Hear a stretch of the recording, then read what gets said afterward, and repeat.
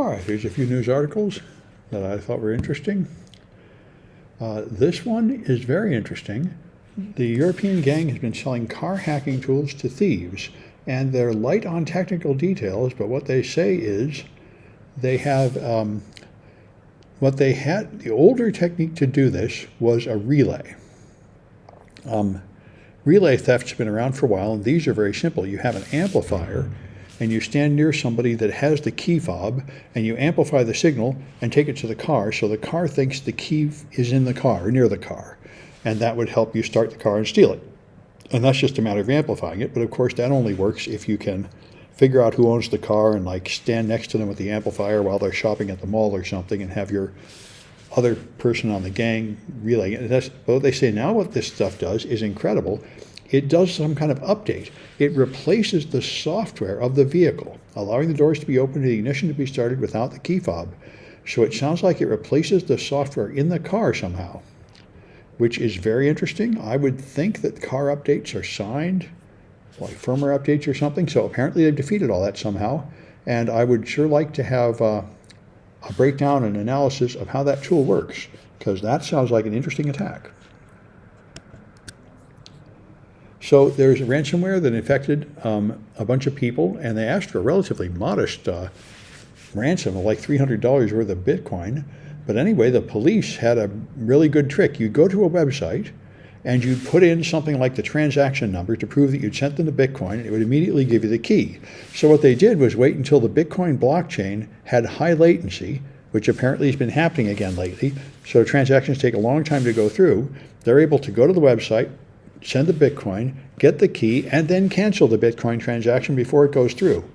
So they managed to get 155 keys that way before the bad guys caught on to it and updated their website, where it delays the process and has some second step to prevent you from doing that. So that's pretty clever. I mean, the whole marketing of Bitcoin was it's irrevocable, but it's not irrevocable before the process goes through. So that's a pretty good one. All right, so there's new drugs. I've been reading about them for the last year and a half. There are drugs that really make people lose weight, like a lot of weight, like 20% of their body weight over the course of a year or two. You have to inject it every week, but this is enormously valuable for people that are overweight and have serious diabetes, exacerbated by that weight. And now, Elon Musk used this drug to lose weight. His dad was mocking him about half a year ago for being fat, so apparently he got this drug and took it and lost weight. And so there's, of course, a huge demand for it. And now there's a TikTok trend. All kinds of people that are not seriously ill are using this drug, which seems like obviously everybody would like this drug. But anyway, they say they're using up all the supply, and now the diabetics can't get them. So, I would think the solution is just make more. Of course, the other thing is, even though it does make you lose weight, this drug apparently has bad side effects. So perhaps it's not really a good idea for people who really don't have a serious medical problem to lose weight this way. It causes headaches, fatigue, nausea, vomiting, pancreatitis, and kidney failure. So I guess you shouldn't just use it to look prettier. Anyway, people are using it. And so what is this garbage? Okay. All right. So they have made some kind of AI where you interview someone for 4 hours, record what they say, and after that they can reproduce not only the sound of your voice, but they claim they can predict what you would have said. So people are recording this while they're alive, and then after they die, their relatives can talk to the simulated voice of their previous relative on the phone.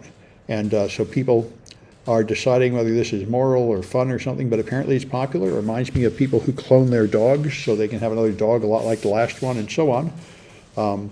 These are ways for people to try to lessen the sting of the fact that people die, so we'll see what comes of it. It's pretty much a science fiction staple, this sort of thing, where they clone you into some kind of AI. And, all right, so this, I think, is probably mostly useful as an example of appalling yellow journalism, which is certainly nothing new for The Intercept.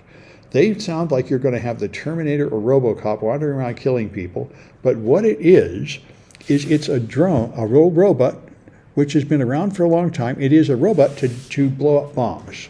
And the way the robot to blow up bombs works is it's just a little, trash can looking thing with a stick, and at the end of a stick is a single shot with a shotgun shell, in which they put a blank shotgun shell. And this, by the way, is also, I think, what shark repellents are. They're just a little shotgun shell on a stick that you punch the shark with, and that tells it to go away.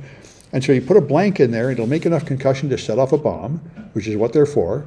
But you could put a real shotgun shell in there, and then it would shoot a shot. You'd punch somebody with a shotgun. And there was a case like that a couple of years ago where they had some guy hiding behind cover shooting cops, and they had a bomb defusing robot like this, and they just put like a hand grenade on it and drove it back there and killed the guy. And they asked the chief of police, "You're abusing the robot." He said, "No, I'm using it for its purpose. Its purpose is to end crime without endangering police officers. It's working fine. It did exactly what it should have done." But anyway, they're trying to make it sound like the Oakland's going to have RoboCop, and I think they're making a mountain out of a molehill here. But it certainly is true that the police are using little drones and robots as part of police work, and part of police work is shooting bad guys. So anyway, so this thing won a camera contest. That is the face of an ant. It looks like a science fiction thing. I thought that's pretty good. Anyway.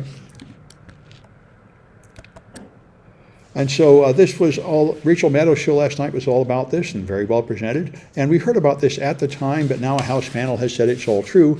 Trump took a political appointee and put him in charge of DHS, and he modified the scientific reports about COVID to downplay COVID, to make what he thought make Trump look better. And so this is something quite common in other nations, but it's something that America had been proud of not doing, of not having the CDC scientific reports altered for political purposes, which they absolutely were in the Trump administration. So, but anyway, now they have a House panel reporting in detail that it really happened. Well, I think a lot of us knew it was happening at the time. So this is very interesting. I'm sure you all know, there's long COVID. Some people that get COVID, they have brain fog and fatigue apparently forever, up to years later. So it really messes with their life. And now they have found a drug called Naltrexone, which is apparently something used for drug addiction, used to take alcohol and opioid addiction, but they thought it would work, and apparently it does work.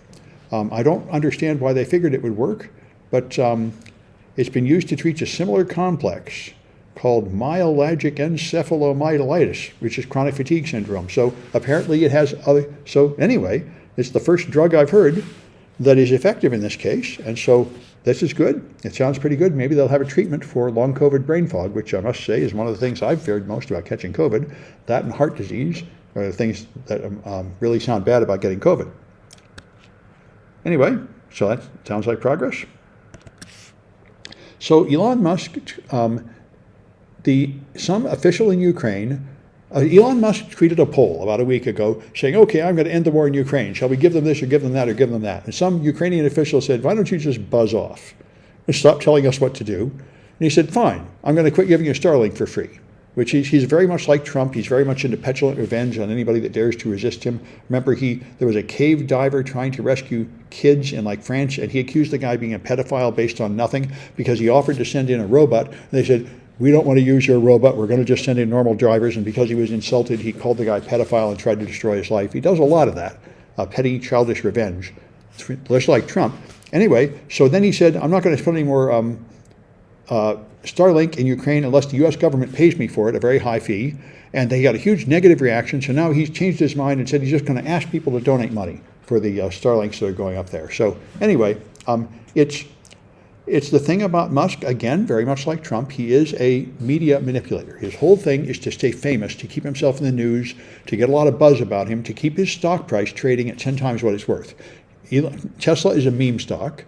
It has some value, but it trades at least 10 times the value it should have because he just stays famous. And for example, buying Twitter, people are giving him like $1 billion loans from a bank to invest in Twitter when they know it will never make any money and it's just a loss, because just being a close friend of Elon Musk is worth the loss of $1 billion for the bank. Oh, because he's wonderful. He's the Midas king that can turn anything to gold. Just being a close buddy of his will give enormous value, and that might even be true.